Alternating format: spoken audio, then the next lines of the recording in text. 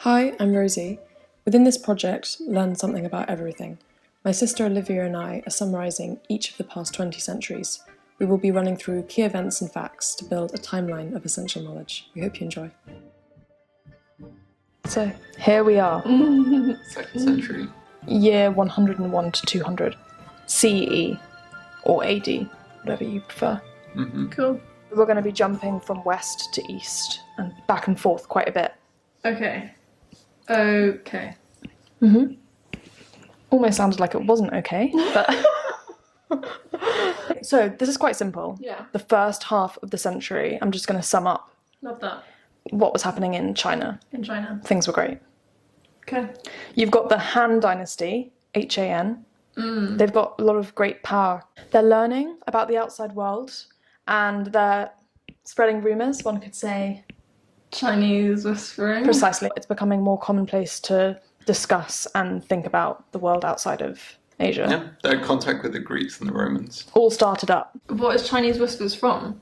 Is it from I don't know. a period of them spreading rumours, or No, or you just made that little I link? thought, isn't it like rude these days to say Chinese whispers? I don't know why does it exist? Are you looking it up right now? Yeah.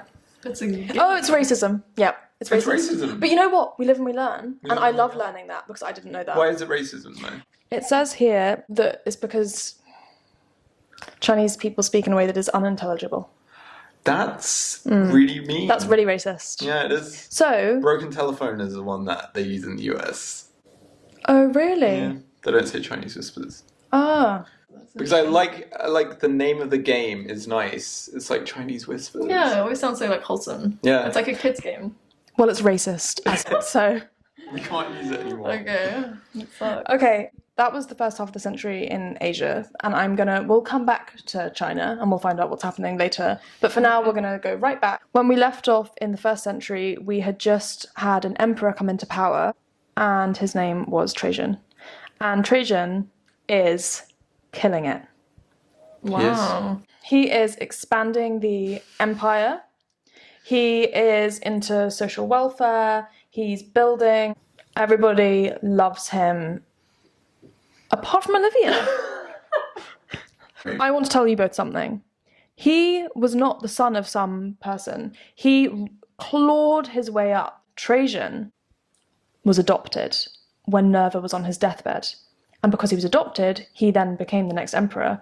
It's just the Roman Empire just wasn't hereditary, really. He then had a stroke, died. That's a shame. His ashes were laid, and this was, I think, in 117 CE. Have you been to the Victoria and Albert in London? Yeah. Have you? Trajan's column. I don't know. Yeah. Yeah, I've seen that. It's really cool. It's this huge column, and it has scenes depicted, winding around it, telling stories of victory and war. And it was Trajan that led those wars. And it's unusual for things about war to have women in them. But there's women depicted torturing men and all sorts. That's fun. The first time Olivia's eyes came to life a bit. Trajan's column is a plaster copy. What's the real one? The real one is in Rome. I loved it. You know when you see a column and you think, what's that? Yeah. They've all got some interesting stories. Oh, but you're not that interested. Basically, Trajan was the first of the 5 good emperors. They were ruling throughout the 2nd century and Ruling where? Rome. the Roman Empire. Okay. They were doing it well. Doing it well in what way? Well, in terms of they were keeping things in control. Just very good at admin and not spending too much and all of that kind of stuff and securing the borders and maybe doing a bit of expansion and winning some wars. Precisely all of that. Looking after the people. That does sound Instead nice. of being stealing money and being corrupt, because that's what lots of other emperors did, unfortunately. Historians love these 5. Now, this is what's interesting about them. They were all adopted. So then some people have looked back on this time and said, this is really important to learn from, that actually when you just let your son become ruler and then the son after... How... Okay, yeah, sorry. No, tell me. I was going to say, how were they chosen? But they were adopted. Yeah, just... They were adopted in the sense that, they would be close to the emperor, and the emperor would be like, "Oh, this guy's got good leadership qualities. I'm going to groom him to become the next emperor." Precisely. But it doesn't necessarily mean it's my son. So they were kind of chosen in a way. They were, yeah. So he just made the point Machiavelli. Do you know who Machiavelli is? He wrote. Okay, well, Machiavelli was really important later on. He wrote The Prince, which was really influential. Machiavellian is a term we use to describe people who basically just take advantage of the situation they're in and like use every kind of backstabby way to get to power.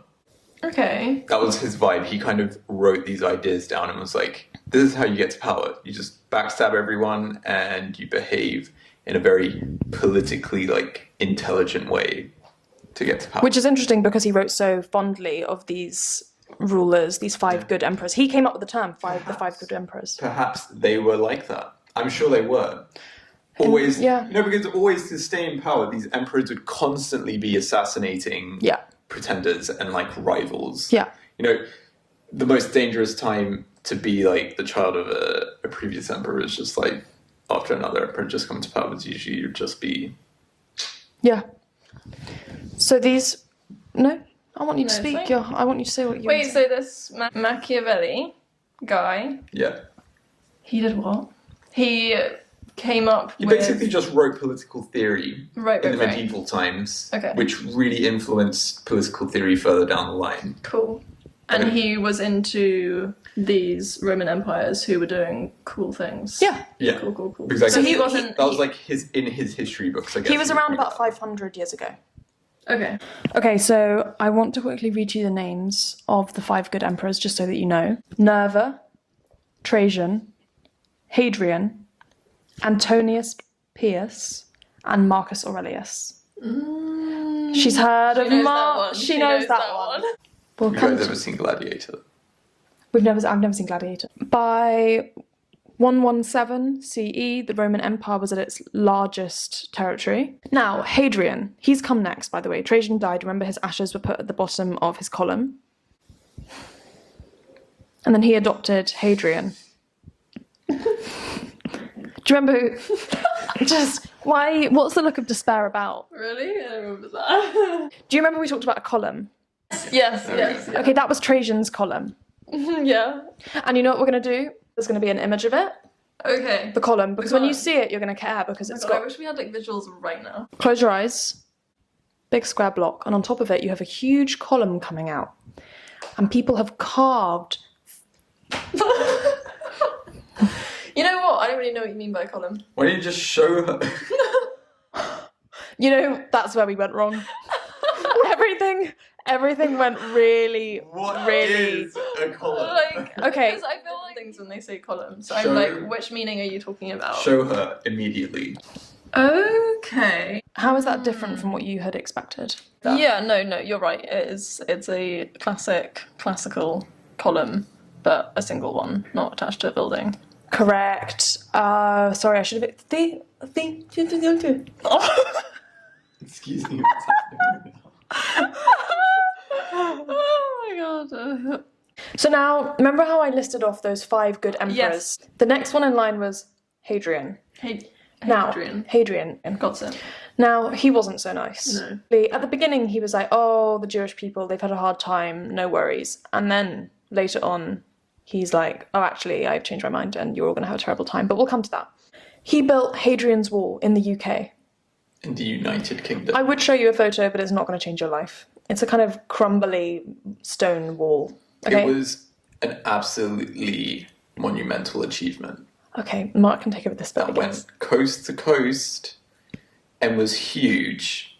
And obviously right now it's not. And what was the name of the emperor who made it? Hadrian. Hayden Christensen. You know what? Star Wars. I'm really... you lost me there a little bit. Okay, so Hadrian... Trajan has died. R.I.P. Ashes at the base of his... Trajan has died. And Hadrian has taken over. And Hadrian's taken over, and you were saying something about we don't like him, or we did, and then we didn't, or we didn't. I think it's up to each person to decide whether they like him or not. What do you think? Yeah, I'm not such a fan. I would say I We're not a fan dislike of Hadrian. Hadrian. But Okay. everyone else is like, he was one of the good five emperors. Because when I say good in this sense, Hadrian kept control. He kept expanding, Kept making things flowing. happening. But, well, can I come to Yes. Hadrian later? The main thing is he built a great big wall in the UK. To protect us. Hadrian was really into defence. From invasions from the northern Pict tribes, which lived in Scotland, which would come down and raid in northern England and like rape and pillage and take people off. Is this still there? Yeah, Hadrian's Wall is still around. It's like The whole crumbled. thing? No. Yeah, like you can follow the whole line. There's like a trek you can Wait, do and where from is coast to it? coast. Where is it? In northern England, North- around the okay. border with Scotland. Okay, got it. Like near the border with Scotland. Give me 1 minute, Hadrian, because I just want to go find out if something's happening in China quickly. The first water-powered armillary sphere. So I'm going to show you an image because it's very difficult to explain an armillary sphere. It's a water-powered instrument that shows you where stuff in the sky is. Yes, so then there's two different types. You either get one which has the Earth in the centre, and it's a physical little model of the Earth, with then like rings of metal surrounding it. Oh, you mean like one of those things where it's different things moving around? Precisely, and it's called an armillary sphere. And it's just like for decoration.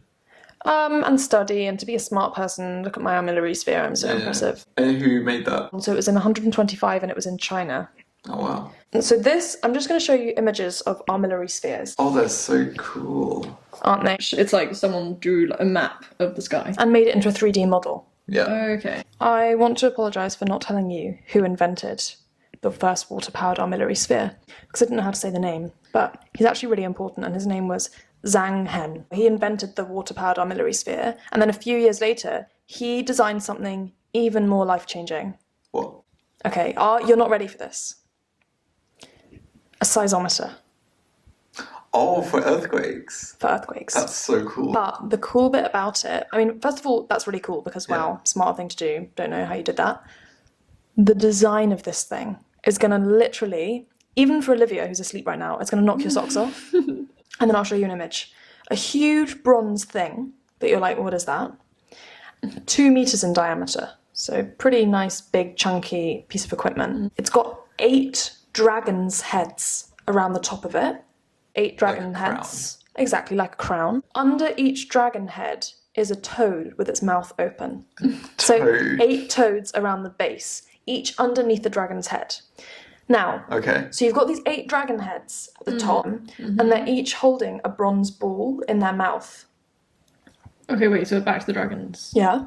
Dragons holding a bronze bull. Suddenly, one of the dragons opens its mouth.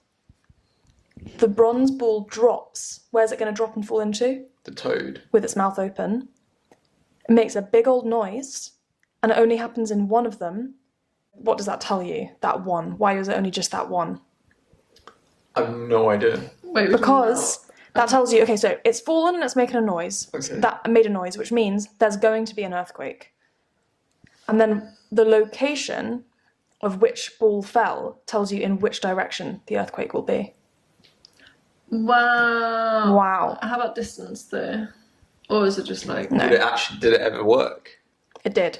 One time it said there was going to be an earthquake and there wasn't, and everyone was like, whoa, and then it never happened. So they knew it was working because people used to travel great distances across China and say, over in the east, we had an earthquake, da da da da da. So then that started to occur, and it would align with what this big bronze seismometer was telling them.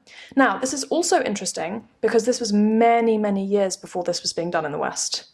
And because that's just about the coolest design.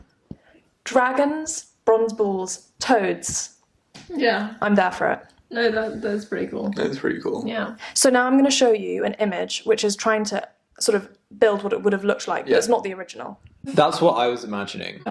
It's a lot of fun. It's a lot of fun. How amazing. Very cool. Okay, so Hadrian, now he's saying, I'm replacing Jerusalem and it's going to be a Roman city. And I don't like the Jewish people. There's this big war, and it was called the Third Jewish-Roman War. Well, that's what people call it now, obviously. Yeah. But it was also called, I don't know how to say it. I would just say Bar Kokhba. Yeah, it was like some weird Messiah revolt that they did. Okay, so that's exactly it. So they were saying that this guy, Simon, was a new Messiah, And then everyone else was saying, absolutely not. And Hadrian said, okay, we're going to kill 500,000 Jewish people. The ones who are not killed, our Roman markets are going to be filled with these Jewish people who are going to be sold as slaves. If you want to engage in, and he had a whole list of Jewish practices, like studying the Torah or whatever it may be, you will die, death penalty. So it was just a horrible time for the Jewish people. We're now just going to go over to China quickly, because I want to say that the Han Dynasty, things are spiraling bad places. What was like the biggest empire ever? The British Empire. Oh, really? Okay. Yeah. The Han Dynasty, everything's going crazy. You have warlords, you've got corruption, you've got rebellion. However, you do have the inventor Cai Lun, C-A-I space L-U-N, who's massively improving the production of paper. Because paper, you know, what does the word paper mean? It was kind of papery stuff, but now we're looking at some papery stuff. Okay. Wow, you like that? Okay, we're moving through now, the century. We're getting somewhere. Well, why are you giggling? I don't know. Please tell me. There's no reason. Or a bit of anger. Out of the giggling comes rage. Okay, in year 168 CE, you've got Claudius Ptolemy? Yeah, Ptolemy. Yeah. Was a Greek, lived in Egypt, was interested in the stars, created a big book talking about all the stars you can see with your eyes. Yeah. Well, not through a telescope or something, you know. Just literally with the naked eye, what can I see in the sky? I'm going to make a big book of it. Ptolemy just was on one, wanted to know lots of stuff, was really loving looking up at the sky. Quite nice. Did think that the Earth was at the centre. Okay. Which is critical information. Which you would. Yeah. Now, we're moving forward in time, and I want to talk about Marcus Aurelius. Good emperor. A good emperor, also known as a philosopher king. He wrote Meditations in the 10 years before he died, which was in 180 is when he died. But he was also an emperor, doing good things. People liked him. Actually, before he died, he was really devastated because he was so shocked that he hadn't managed to improve humankind. Wow. That's how Olivia is going to be when she dies. She'll be like, whoa. Yeah. These are quotes from Meditations. Marcus Aurelius didn't name the book Meditations. It's something that's happened with time. Olivia's going to pick a few that she thinks sound nice. You have power over your mind, not outside events. Realize this, and you will find strength. The soul becomes dyed with the colour of its thoughts. I didn't like that one. Waste no more time arguing about what a good man should be. Be one. It is not death that a man should fear, but he should fear never beginning to live. We like that one. Do we not? Yeah, sorry. I would say, considering we're in the 2nd century, Yeah. how do we rate those quotes? Yeah. Very hippie. During his reign, by the way, there was a smallpox outbreak in Rome, and everyone was freaking out. Cool. Yeah. China. We're back to China. What's the most recent thing that we learned about China? Oh, the sun Chaos. Okay. Imagine I got a yellow scarf and tied it around your head, and then Mark did the same, and the two of you started to rebel. I might call it the Yellow Turban Rebellion, beginning in 184 In China. CE. Yeah. So this is what was happening. So you've got Taoists who, and Olivia, you would have been, when I was reading this, I was like, Olivia would enjoy this way more than me. Can you explain it at all? No. Okay. I don't know. They believe. Taoism, like the thing that can't be explained. Knew it. I knew you'd be here with the tea. I absolutely knew it. What do you mean? Can you imagine me earlier today Trying to research? It cannot be defined. I need a definition. It can't be defined. It's just like this thing that's It's undefined. the essence that through living you can access. Yeah. It's the path. Then how do you follow it? Or you'll talk about it and you give each other knowing looks. That's really cool. I Yeah. love that. Yeah. But they rebelled. Everything's just getting a little bit crazy. Everyone's getting a little bit angry with the Chinese government. It's a peasant revolt. It was successful. No. It was oppressed and stamped down, but it continued to bubble for the rest of the 2nd century, and then it emerges next century. It's night time. Okay. Look up into the dark sky. Oh my god. Oh my god. What goes boom in the sky? Supernova. A supernova. It's when a star is dying, it goes supernova, which means it basically just explodes in this giant, cataclysmically huge ball of radiation and light. It was visible in China for 8 months. That's so cool. It's the year 189 CE. Okay, 189 CE. We're in China. We're in China. The last emperor is born. Becomes emperor at 8 years old. What do you mean the last emperor? Of the Han Dynasty. Obviously, 8-year-olds can't be running things, especially things that are chaotic. So there's all of these warlords that are trying to do everything instead and just push them around. The one that was basically running things and was the emperor kind of was this person called Dongzhi. But then Dongzhi Assassinated. and the subordinates took little emperor child hostage so that they could be Who are in the power. subordinates? Just people who were following Dongzhi around. It's the year 195 CE. The little emperor that I mentioned escapes. He's gotten a bit older and he's decided to escape. That's very fun. Love that. So escaped from the subordinates and someone called Cao Cao, which I think is pronounced Zhao Zhao or something, C-A-O space C-A-O, who was a very respected poet and is very famous and is one of the most important figures in Chinese history. Cao Cao actually took the little emperor and started puppeteering him himself and has been criticised for being a manipulative leader, but historians' views do vary. But we're going to quickly go back and just look at what's been happening in the Roman Empire. We're at the end of the century now. Okay. I'm just summing up the very last details. Marcus Aurelius, who was that nice stoic philosopher king, he was the last of the 5 good emperors.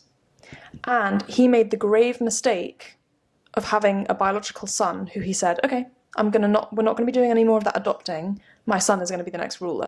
His son... And that's what the whole movie Gladiator is about. Really? Yeah. Paranoid.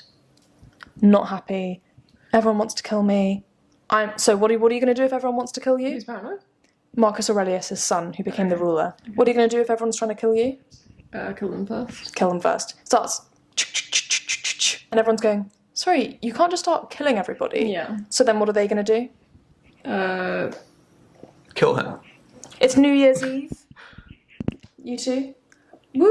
Woo! Strangled. Strangled on New Year's Eve. Wow. Yeah. Wasn't he also known as the Gladiator Emperor? There we go. We learned. I didn't know that. But I'm glad to know. Fun way to die. I'll keep that in Being mind. choked. On New Year's Excuse Eve. It's just like Nice fun. to know. Okay, so now we have a very iconic year in Roman Empire history, and it's 192, it's the year of the 5 emperors. Which is confusing because you've had 5 good emperors and now you're going to have 5 bad ones, all in a year. So they're each in power for only a few months and then someone goes... Wow. The good emperors, how long were they in power for? Like each of I actually have 20 it. years each. Exactly, yeah, let's just say It's that. still happening at a really fast pace. Things are happening, things are turbulent. I wrote that down here. Turbulent times. There is somebody who comes along and gets control of everything. He's a Syrian, called Septimus Severus. Severus is very severe. He really is. He was not interested in your emotions, was out to get control and wasn't taking notes on how the 5 good emperors were good emperors. He was like, I am going to crush to get to power. Yeah. We're done, pretty much. Wow. Okay? We've gone through a lot of different things, but I'm just going to say that you've got Hinduism and Buddhism this whole time, thriving and coexisting happily together. Okay. Very nice.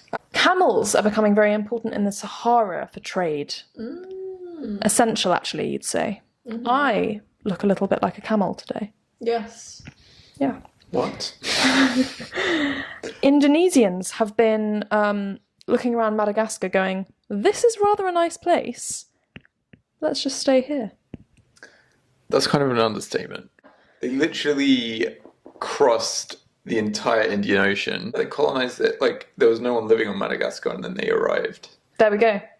The warlords have control of China at this point. The Han Dynasty is crumbling. China is in disarray.